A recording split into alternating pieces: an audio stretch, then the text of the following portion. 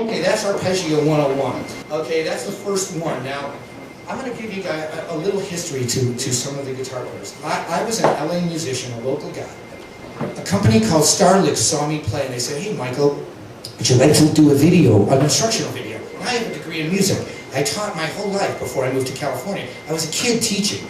And so I said, "Yeah, sure." Now, I thought Starlicks meant stars. I mean, they had all these big stars. I was a nobody. But what I did was I got, and just by sheer luck, I got to put up the first ever video of anybody ever doing an arpeggio. And I had the shapes worked on. Now, I'm not saying I invented it. I'm just saying that I came up with some ideas and the way of my method of teaching that made complex concepts very simple.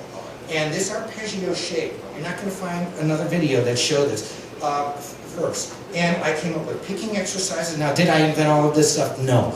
But what I did was this. The first arpeggio I showed was an A minor. The way I got it was this.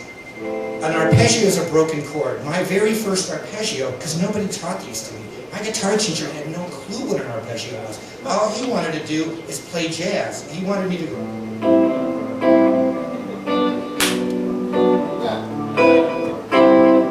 Now, I love that. I mean, I can play, you know, I was warming up to jazz chords and stuff. I love jazz, but I wanted to rock. I wanted distortion. And he showed me this arpeggios like... And I thought, that's a cool arpeggio, but can you play it fast? And he's like, I'm like, that's not fast enough. So I'm thinking, I gotta play fast. Why? Because I'm young. And I'm gonna rock. And so here's me, I'm like, okay, and I don't get drugs. Do I need drugs? No. So here's me. My first arpeggio ever was, I'm like, okay, what's an arpeggio? It's a broken chord. So I'm going, why are you gonna go?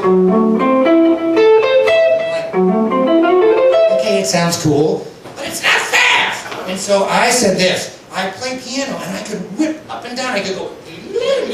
I said, how can I do this on guitar? So here's my first arpeggio. I took a major chord and went. I had a real hard time. I'm left-handed. I had to control my hand and go. And see here how you can hear every note. And then I said, now that major chord is very nice. It shows off my feminine side. I didn't want to play that. I wanted it to be mean. So then I came up with a minor. Then I added this. I went. So my very first arpeggio was this.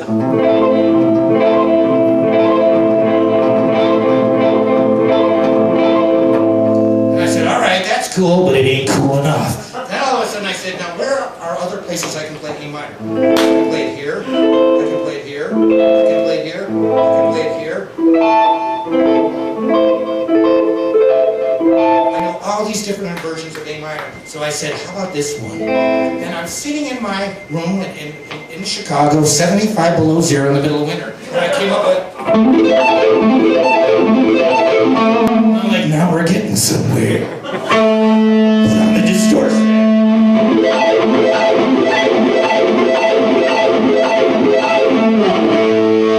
Now that's rock and roll. And I said, it's not enough. Is it enough? It's never enough. And so I said, now here's where you're going with this. Then you add the arpeggio. We called this the MI Whippersweeper.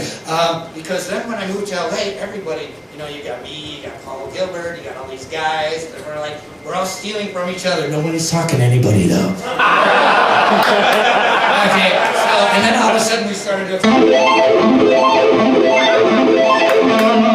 See, so then we add this, we go...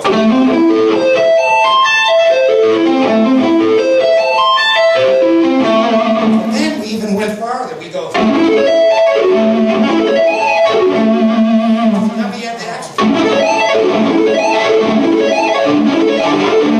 So we had all this extra stuff. So that's how it happened, and then it just got more and more and more, and then Kurt Cobain killed it all for about 8 years.